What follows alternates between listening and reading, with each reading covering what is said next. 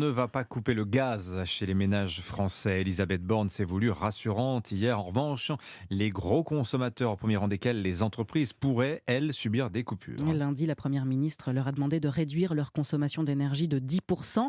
Un vrai casse-tête dans certains secteurs comme l'industrie, très dépendante du gaz et de l'électricité.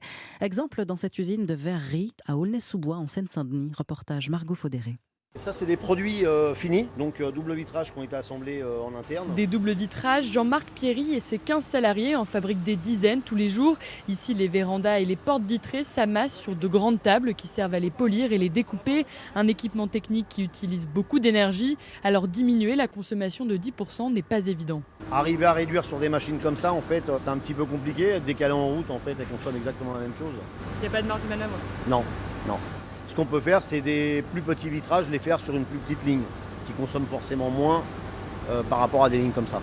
Ici, le gaz est aussi indispensable pour chauffer l'usine, mais Jean-Marc Pierry voit quand même quelques solutions pour diminuer la consommation. En termes de chauffage bâtiment industriel, on peut baisser effectivement un petit peu le chauffage l'hiver. Au niveau électrique, je pense qu'il y a moyen, toujours en éteignant des machines qui sont en sommeil ou qui sont en veille, je pense qu'on aurait pouvoir réduire un petit peu. Là, on rentre plus dans des choses qui sont à logique. Éteindre les enseignes lumineuses extérieures qui ne servent pas effectivement à grand-chose la nuit, quoi. Faire 10% d'économie d'énergie, c'est donc possible sans casse, selon Jean-Marc Pierry, mais s'il fallait aller au-delà, il y aurait des conséquences. Si on réduit les commandes, forcément, ça va avoir un impact sur les salaires. Mais on va à contresens de ce que nous demande le gouvernement, puisque le gouvernement nous demande apparemment d'essayer d'aider les salariés. Donc c'est ce qu'on fait ici, en donnant des primes. Peut-être qu'à la longue, on a peut-être même besoin de moins de personnel. Un scénario qui pourrait concerner d'autres entreprises. L'industrie consomme chaque année plus de 35 millions de tonnes d'équivalent pétrole hors carburant. Margot Faudéré du service économie d'Europe 1.